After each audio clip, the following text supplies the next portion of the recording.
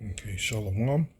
Okay, I'd like to give all praise, honor, and glory to Yahweh, Bashem, Yahweh Shai, Bashem, Rakakadash. Double honors to our apostles of Great Millstone, our elders of GMS, and salutation, peace, and much blessings to the hopeful elect of the children of Israel, people of Negro, Latino, and Indian descent. Okay, Israelite foreigners as well. We have the spirit of Israelites. We look like the heathen nations, and you Aqua, that's humbling yourself as well. Okay, I'm gonna get straight to the point here.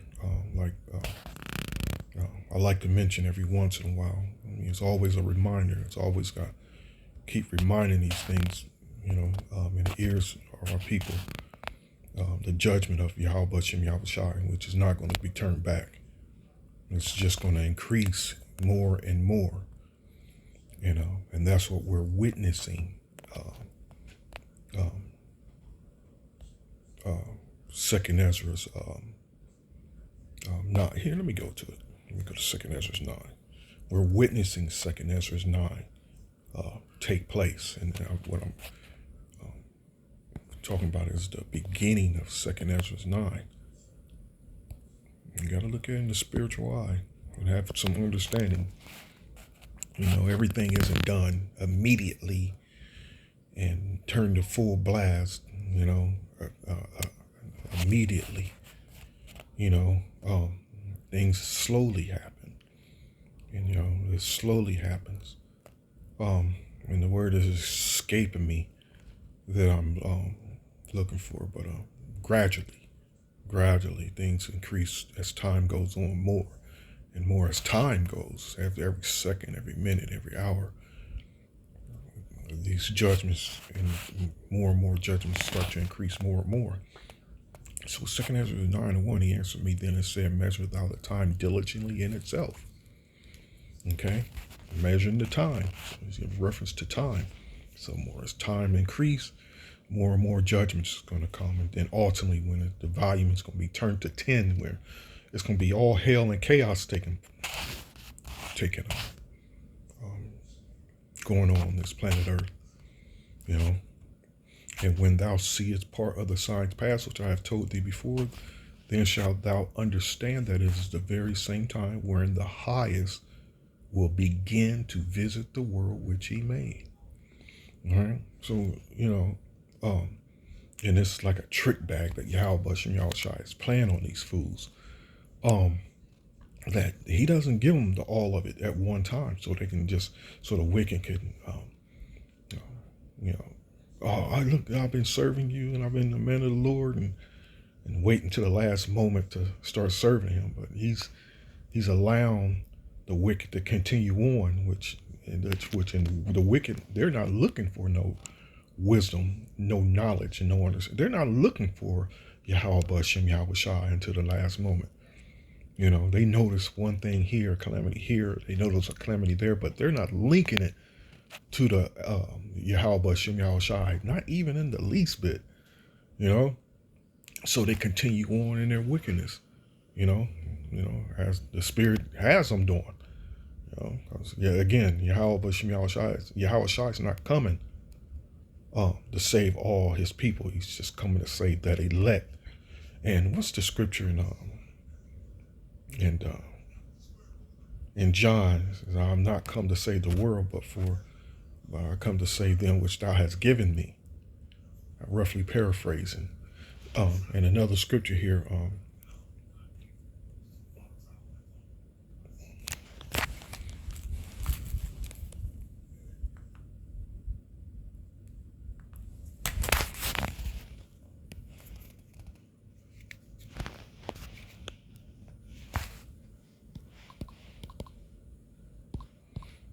this is it. I can always get my Bible and get the scripture that I'm looking for. Just Ecclesiastes. Here we go. And there's also another one as well. Okay. And listen to that. And because they're not seeing anything that's taking place, since they're not watching and they're not hearkening unto the word, okay, their minds are still set here. Because sentence against an evil work is not executed speedily. So they think because we're out speaking these things are supposed to take place immediately. wrong. That's the mind of these fools, man. Those are fools that are destitute of truth. You know, those are people that are and already have it preset in their minds to come up against you. And would come up against Yahushua, period. You know, the children of the wicked, the children of those that made that oath. Remember, let His blood be on us and our children. You know. Okay, so it says, because sentence against an evil work is not executed speedily, therefore the heart of the sons of men is fully set in them to do evil. Fully set. So again, here we are at this time where knowing every single Israelite should be crying unto the Lord, you know, to get delivered and to have mercy on your spirit and your soul. 2/3 is out there, just continue on and keeping on, you know, in that demonic ass state of mind, man. I mean, demonic ass state of mind, to the point that it's a constant reminder when I'm around my people. I say it's Jake's. When I'm out in the world, and when I see Jake, I don't even see him as Jake. Their spirit and their vibration is like a heathen. You know, they have a total. They done come up with. Their spirit done made them totally look different. You know, and now it's to the point that there's no love, no brotherly love amongst each other, and you can feel it and you can see it. You know, so it's a blessing that this, you know, Yahweh Shem Yahushua don't woke us up.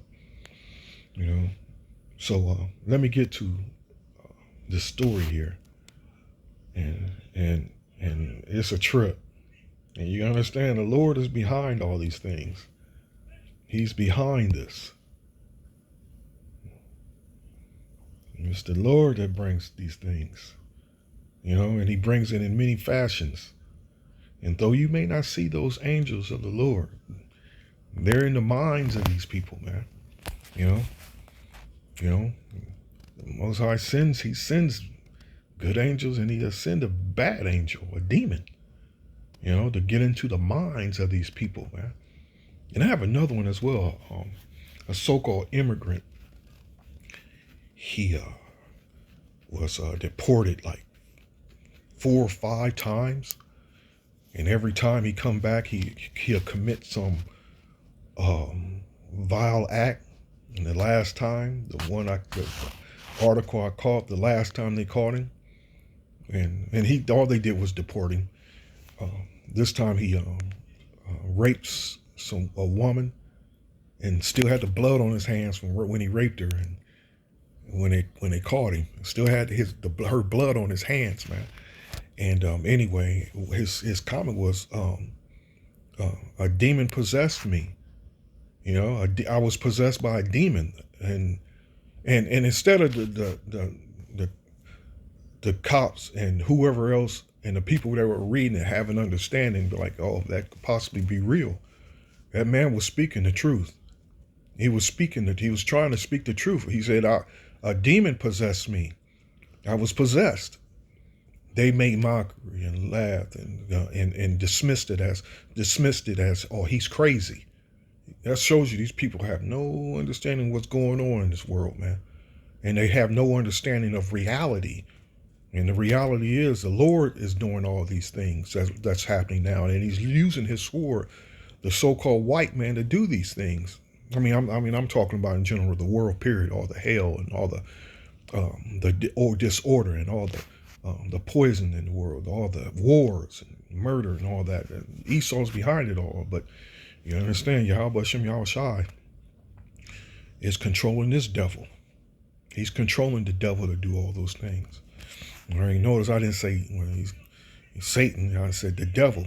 The physical manifestation of the spiritual being Satan that are performing these vile acts on His word. All right. So before I even read that here, let me get this one more scripture here.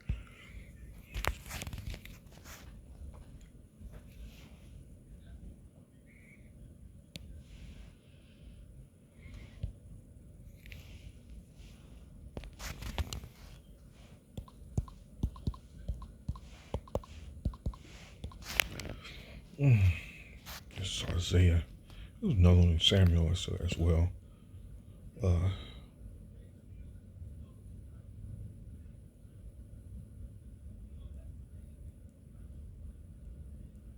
Isaiah 45:7. And got it so many times, should have it memorized. I form the light and create darkness. I make peace and create evil. I, the Lord, do all these things. Okay. And I have examples of that. A couple two examples of how we're dealing with David through the prophet Dan. A couple of accounts of that. All right. And I'm going to try to run through this real quick. I'm not trying to make this long at all. Because, you go over some of these scriptures, man, they can be some serious time consuming. And y'all know those of us that's been reading this book and actually reading in context in the spirit know of the account when David was given a choice and the angel of the Lord got busy. All right. But let me run through this quick, so again for time. In a gut-wrenching revelation that has left a quiet suburban community in disbelief, a twisted family tragedy has come to light, exposing a shocking web of deception that has gripped the nation. The heart-wrenching tale involves a killer who coldly manipulated a 14-year-old son, sending him messages, posing as his strangled cousin, unleashing a wave of horror that has shattered the sense of security within this one tight-knit neighborhood. It all began innocently enough with a seemingly routine text message that will soon morph into a sinister nightmare. The unsuspecting 14-year-old, let's call him Jake, received what appeared to be a cry for help from his own cousin, who claimed to be in imminent danger. Little did Jake know that this was the prelude of a chilling drama that would unfold within the confines of his own home. As the message continued, the twisted narrative took a horrifying turn. The cousin claimed to be strangled and grasping for breath, painting a gruesome picture that sent shivers down Jake's spine. Desperation and fear gripped the young boy as he frenetically tried to understand the gravity of the situation. Unknowingly playing into the hands of a malevolent force lurked in the shadows. And I'll go back to that word malevolent in a minute. It was long before Jake's parents, Susan and David, stumbled upon a nightmarish text that had infiltrated their son's phone. The couple, initially dismissing it as a prank, soon found themselves plunged into a parent's worst nightmares as they raced against time to uncover the truth behind the disturbing message. Little did they know that the source of the deceit was closer to home than they could have ever imagined. And don't forget, the scriptures go into, the division that's going to be in the family as well. And that's what he said. He's bringing division, as a matter of fact. And Killer Among Us unveiling the unthinkable. As the investigated deepened, the shocking truth emerged. The messages were not from Jake's cousin at all, but rather from the calculated fingers of a killer within their own family.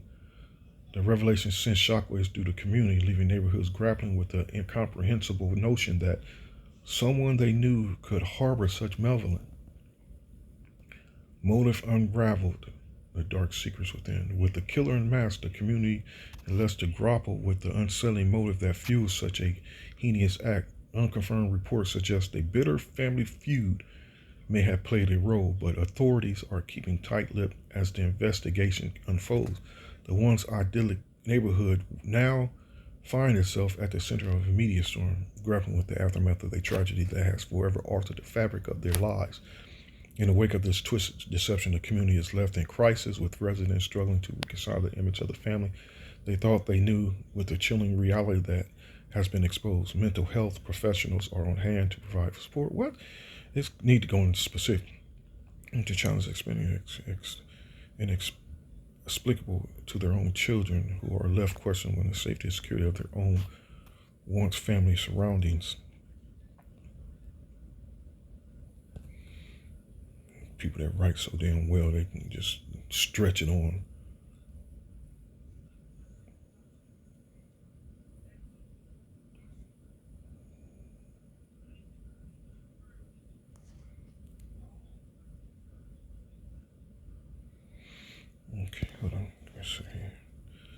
As the community rallies together to support one another in the face of this unimaginable tragedy, the twisted deception serves as a stark wake-up call for families everywhere. The thin veneer of security that separates us from the unthinkable. Well, it was a family member that was real close to him that was doing the killing, that did the killing. And I guess he was trying to set the 14-year-old up as well. In the face of such darkness, the resilience of the human spirit shine through as community comes together to heal and rebuild, determined to emerge stronger from the sorrows that have cast a pall over their lives. The chilling tale of a killer texting a 14-year-old son posed a stark reminder that behind the facade of normalcy, the most unimaginable horrors may lurk, waiting to be unveiled. You see, so a killer strangled his cousin, but it seems like he was trying to get him as well.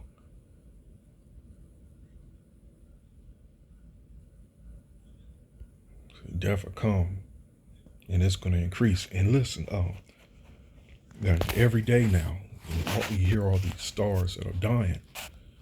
Two stars from those shows that comes on early in the day. Your moms and sisters watched, even I watched in the 80s and 90s. The daytime dramas, soap operas, drop dead. Comedians, I said, couple of comedians, several comedians, athletes, and just normal jakes, man, dropping dead, dying, violent, horrific deaths, man. You know, it's going down.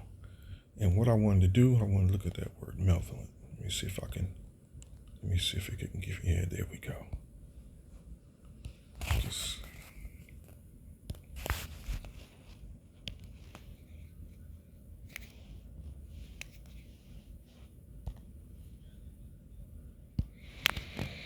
Okay, the state or condition of being malevolent. It's not giving me nothing.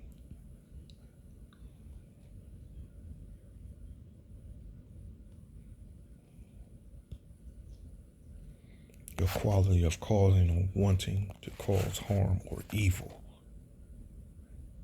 The quality of causing or wanting to cause harm or evil. And that's a spirit. That's an actual spirit. You know?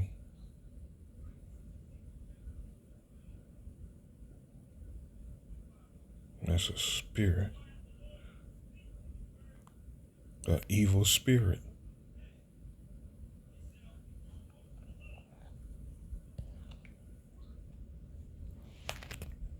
So let's just do this here.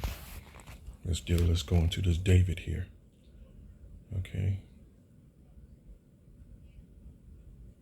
2 Samuel 24:11. For when David was up in the morning, the word of the Lord came unto the prophet Gad, David's seer, saying, Go and say unto David, Thus said the Lord, I offer thee 3 things. Choose thee one of them, that I may do it unto thee. So Gad came to David and told him and said unto him, Shall 7 years of famine come unto thee in thy land? Or wilt thou flee 3 months before thine enemies, while they pursue thee? Or that there be 3 days pestilence in the land? Now advise and see what answer I shall return to him that sent me. And David said unto Gad, I am in a great strait. It's a difficult decision to make. He had to make difficulty straight. And the same thing with this path of ours. It's a difficult path that we're on. You know? And you notice from the beginning to the point that we are now, it gradually got more and more difficult. You know? This ministry of ours. I mean, I'm speaking from the beginning when we first stepped foot in those highways and the byways to this point now. Or in the beginning when we were just woken up, period, to this point we are now. the straight gate, okay, which I gave mention of earlier. Gradualism, you know, gradualism that's working on the right hand side, and there's gradualism that's working on the left hand side as well. Okay, it's a spiritual battle. Learn to recognize it. Let us fall now into the hand of the Lord, for his mercies are great, and let me not fall into the hand of man. You don't want to give no heathens no joy. I feel him there. I feel him there. So the Lord sent a pestilence upon Israel from the morning even to the time appointed, and there died of the people from Dan even to Beersheba 70,000 men. And when the angel stretched out his hand upon Jerusalem to destroy it, the Lord repented him of the evil and said to the angel that destroyed the people, it is enough. Stay now thy hand. And the angel of the Lord was by the threshing place of Arana, the Jebusite. And the angel didn't say, hold up, let me get this last one. The angel said he immediately stops. You know? The angels just said, no, I got to keep going. That's what the goddamn Christian churches believe, that Satan that just have doing his own thing and rebelling against the Most High. And there ain't no scriptures they can pull out that justify that madness. It's the angel of the Lord. It's Yahweh Bashem Yahweh Shai that sent again. Left hand angels and right hand angels, to do his bidding. Now I was trying to find a good photo, which is reminiscent of that. But and this kind of reminds me. But there was another one where Yahweh Shai brother put together with Yahweh Shai in the midst of World War III. He's in this air, and down below is fire and tanks and men, dead men, and some running. Dice photo. But. Let me see where I got the idea from. I thought I had it in the scripture. Was it Chronicles? Was it in Chronicles?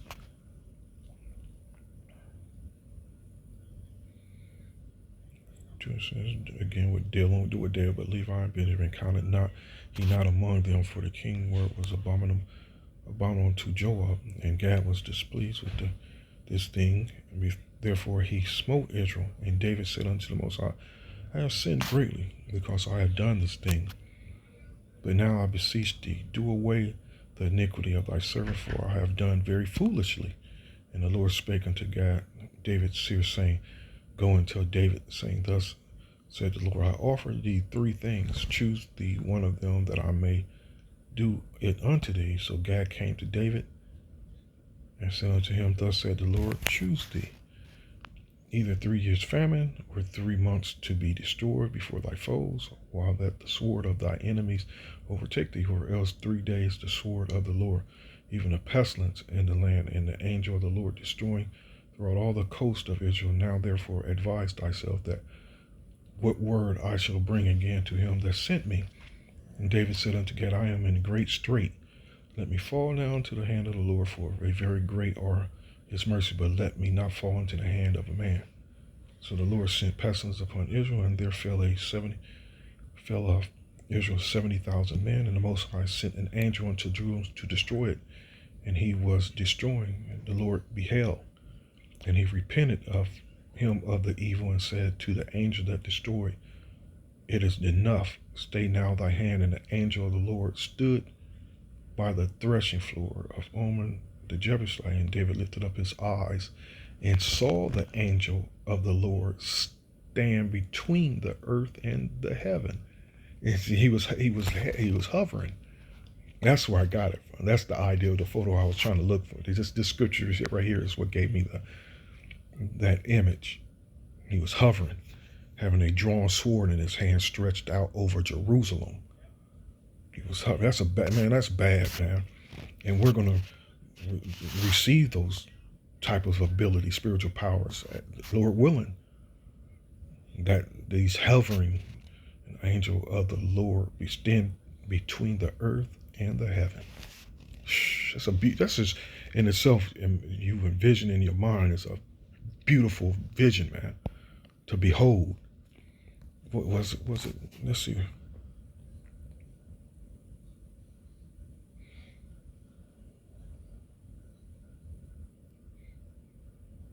Yeah, that's where I got it from.